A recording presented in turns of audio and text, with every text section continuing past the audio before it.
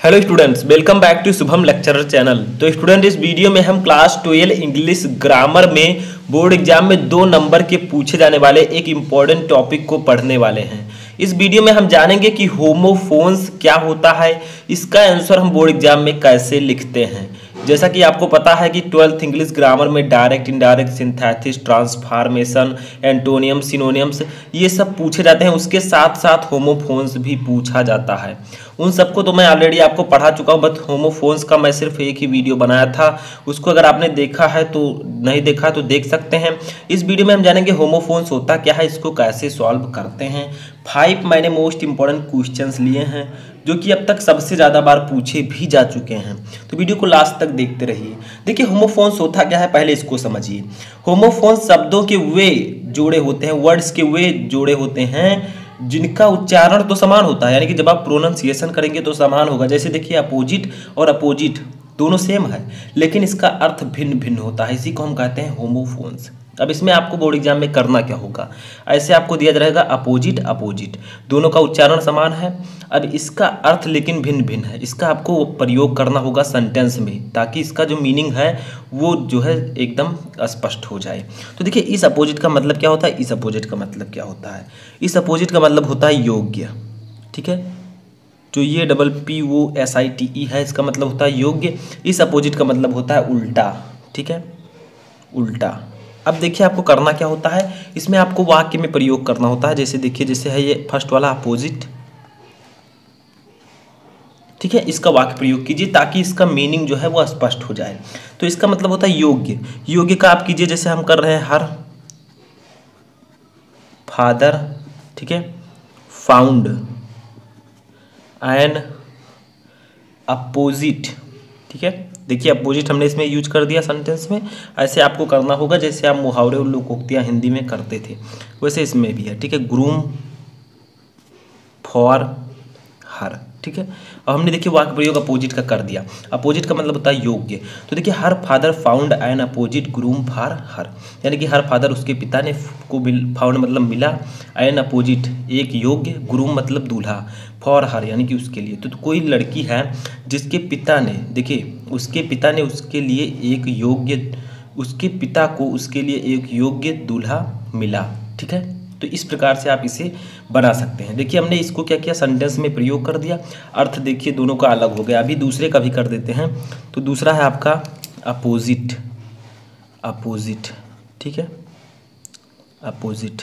या इस सेंटेंस को आप ऐसे भी कह सकते हैं कि उसके पिता को उसके लिए एक योग्य दूल्हा मिला, ठीक है। अपोजिट का मतलब होता है उल्टा। जैसे उल्टा आप बना सकते हैं नॉर्थ, ठीक है, इज अपोजिट टू साउथ, ठीक है, टू साउथ, यानी कि जो उत्तर है वो दक्षिण का उल्टा होता है। उत्तर जो है वो दक्षिण का उल्टा होता है। इसमें देखिए हमने किया क्या, हमने इस सेंटेंस में इसका प्रयोग भी कर दिया इस वर्ड का, और इस सेंटेंस में इस वर्ड का प्रयोग कर दिया। दोनों का जो अर्थ है वो अलग अलग निकल आया, ठीक है। इसका मतलब योग्य और इसका मतलब उल्टा, यही आपको करना होता है। ऐसे दोनों दिए रहेंगे, उसका आपको वाक्य प्रयोग करना होगा ताकि अर्थ जो है भिन्न भिन्न हो जाए। दूसरा जैसे देखिए आपका है चेक, एक है चेक, एक है चेक, ठीक है। दोनों में अंतर क्या है, दोनों पढ़ने में जो है, तो देखिए पहले दोनों का मीनिंग क्या होगा, ठीक है। इस चेक का मतलब होता है जांच करना या तलाश करना, ठीक है, जांच करना या रोकना भी आप कह सकते हैं, तो जांच करना। और इस चेक का मतलब होता है धनादेश, ठीक है। जैसे कोई चेक लेकर जाइए तो इसका मतलब होता है धनादेश। तो देखिए दोनों में अंतर क्या है, इस चेक का मतलब है रोकना, इस चेक का मतलब है धनादेश, ठीक है। जैसे देखिए यहाँ पर हम वाक्य प्रयोग करते हैं CHECK, पहले फर्स्ट वाले का करेंगे। तो इसका जब हम करेंगे तो आपका क्या हो जाएगा, जैसे लिख दीजिए पुलिस, ठीक है, चेक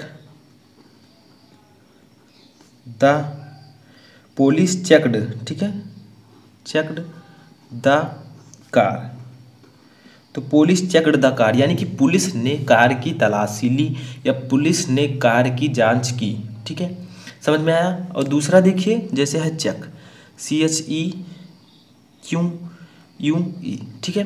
इस चेक का मतलब होता है धनादेश। जैसे कोई चेक बैंक से रिलेटेड है तो आई रिसीव्ड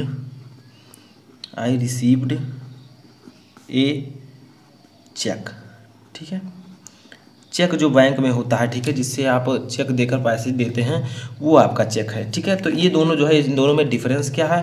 इस चेक का मतलब होता है जांच करना, इस चेक का मतलब होता है धनादेश, ठीक है। तो ये दोनों में डिफरेंस है। अगला देखिए हमारा तीसरा जो है वो है ब्रेक। देखिए दोनों ब्रेक, एक है ब्रेक एक है ब्रेक, ठीक है। तो दोनों सेम है, उच्चारण में इनका प्रोनाउंसिएशन सेम है। तो इसका मतलब क्या होगा? तो फर्स्ट वाला जो ब्रेक है इसका मतलब होता है तोड़ना, इसी चीज़ को तोड़ना, ठीक है। और जो सेकंड वाला ब्रेक होता है इसका मतलब होता है ब्रेक, जैसे जो आप ब्रेक लगाते हैं गाड़ी में, साइकिल में, तो ब्रेक, ठीक है। तो फर्स्ट का मतलब है ब्रेक तोड़ना, सेकंड है ब्रेक।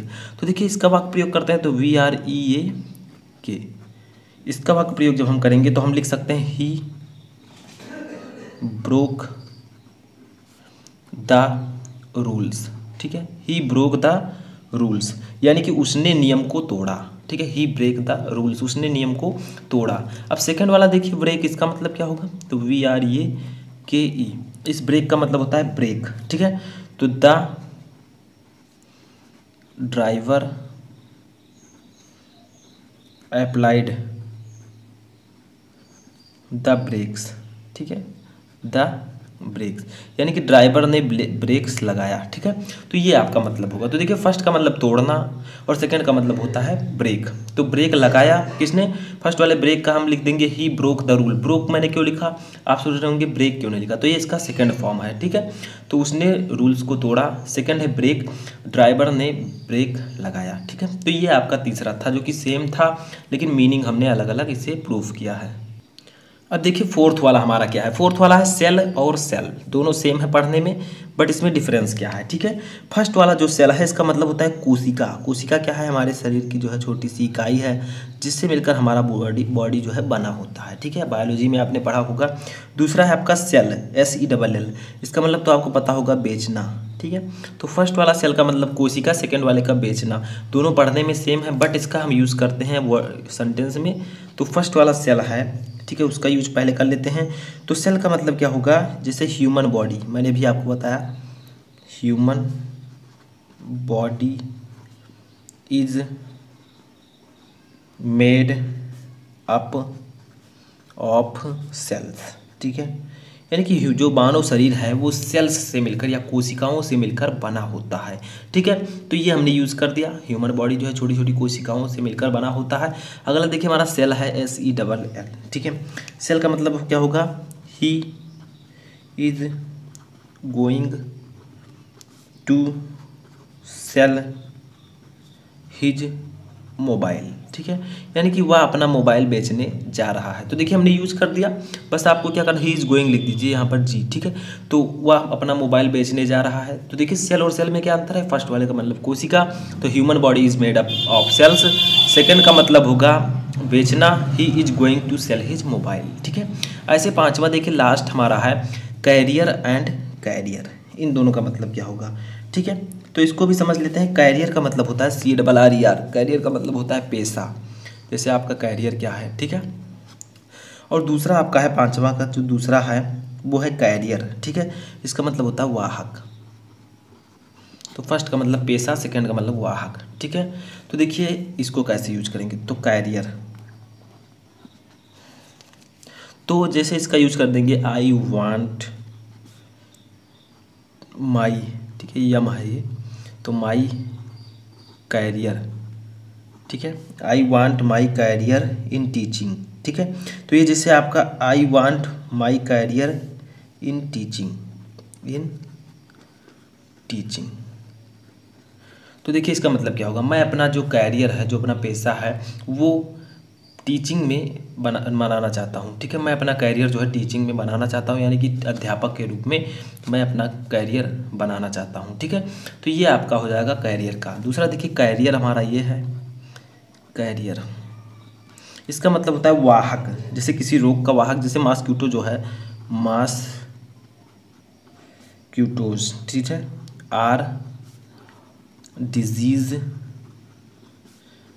कैरियर, ठीक है, मॉस्क्यूटोज आर डिजीज कैरियर, यानी कि जो मच्छर होते हैं वो रोगों के वाहक होते हैं। वाहक, इस कैरियर का मतलब वाहक होता है, यानी कि जो रोगों को एक दूसरे के शरीर, एक शरीर से दूसरे शरीर में फैलाते हैं, जैसे आपको मलेरिया हो गया, ठीक है। इस प्रकार से जो है मॉस्क्यूटो जो है ये रोगों का वाहक होता है। तो ये आपका 5th था। तो ये थे आपके टॉप 5 इंपॉर्टेंट होमोफोन्स जो कि आई होप कि आपको समझ में आ चुके होंगे। तो ये अगर आप कर लेते हैं तो आपका 2 मार्क आसानी से क्लियर हो सकता है। इससे पहले भी मैंने आपको कई होमोफोन्स बताए हैं।